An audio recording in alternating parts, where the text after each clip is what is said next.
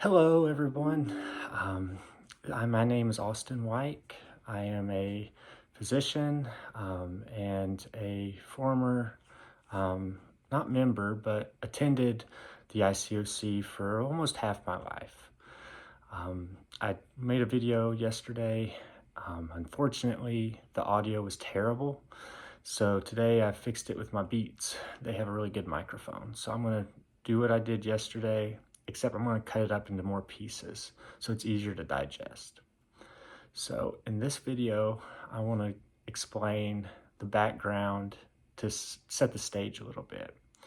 I was born to Mitch and Tracy White, who at the time were in ministry in the ICOC in Washington, D.C. in Northern Virginia. When I was around 2, we moved to Annapolis, and then when I was around 3 or 4, we moved to Morgantown, West Virginia. And that was where I had my most fond memories of the church.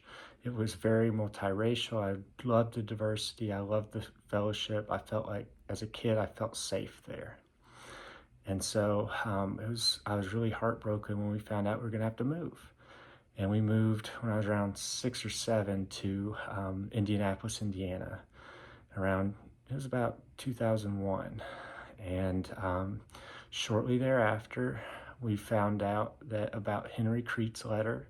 It's funny, we actually lived in Henry Creet's house because he was leading the Indianapolis church before my parents. But about a year into us being there, he released his letter, and my parents were the ones in Indianapolis trying to help with all the hurt and spiritual abuse that was detailed and trying to clean up that mess.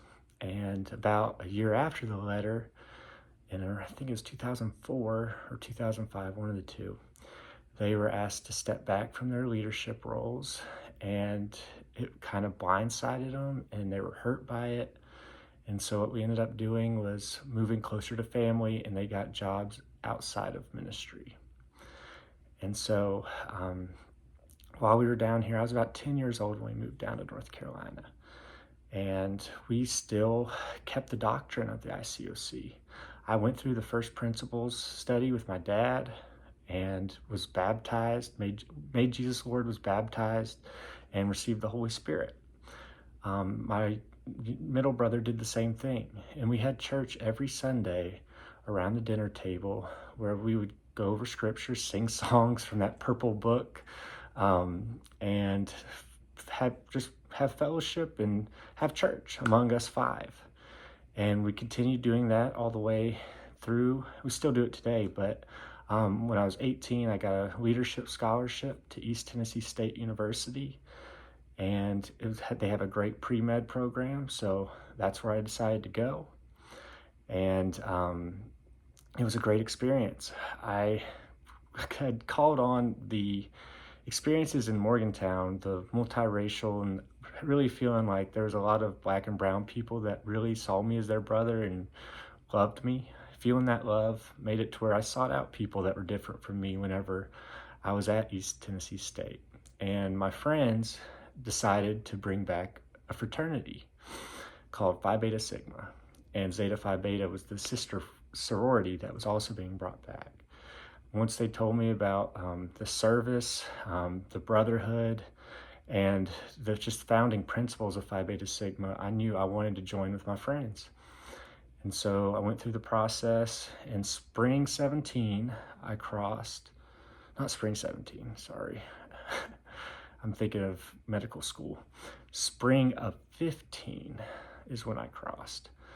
And it was a great experience. I'm still friends with all of them folks to this day. We have a really strong friendship. But being part of Sigma is what really piqued my interest in Howard University. And so after graduating from ETSU, I applied to all the HBCU medical schools. I applied to a bunch of other medical schools. I got accepted at several osteopathic schools, which I was content with. They were close to home, but then I went to my Howard interview and they blew me away.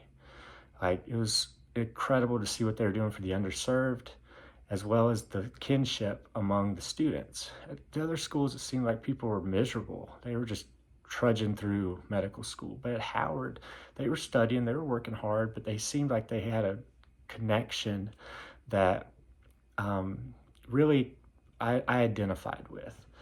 And so after my interview, I actually went home, not home, went to the hotel because my mom traveled to DC with me. And she was like, so how was it? And I just looked terrified because I was like, it was amazing. If I get accepted here, I've got to go here. And that was terrifying in the moment because I'd never been that far away from my family. But at the same time, I knew it was what was best for me and would provide me the best experience in medical school. And it did. I loved my time at Howard. I met fantastic professors, world class. But what brought them to Howard was they cared about the mission. And that mission is to train Black and brown people to go out and treat Black and brown people and to make world-class doctors.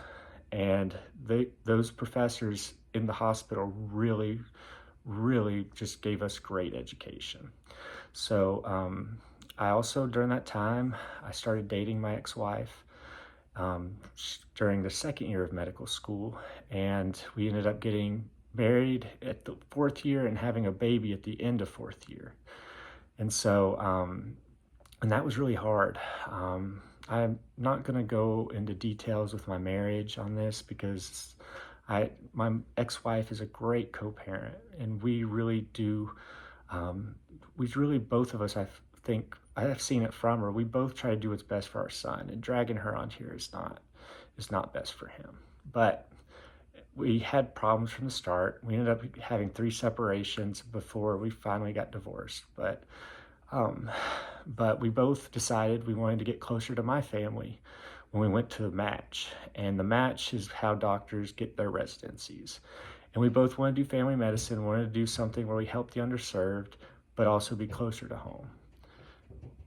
So we applied to a bunch of programs within North Carolina, and we ended up, I matched into Lumberton, and she matched into Fayetteville. And so in June, we moved down. And I'll get into details more about that in the next video.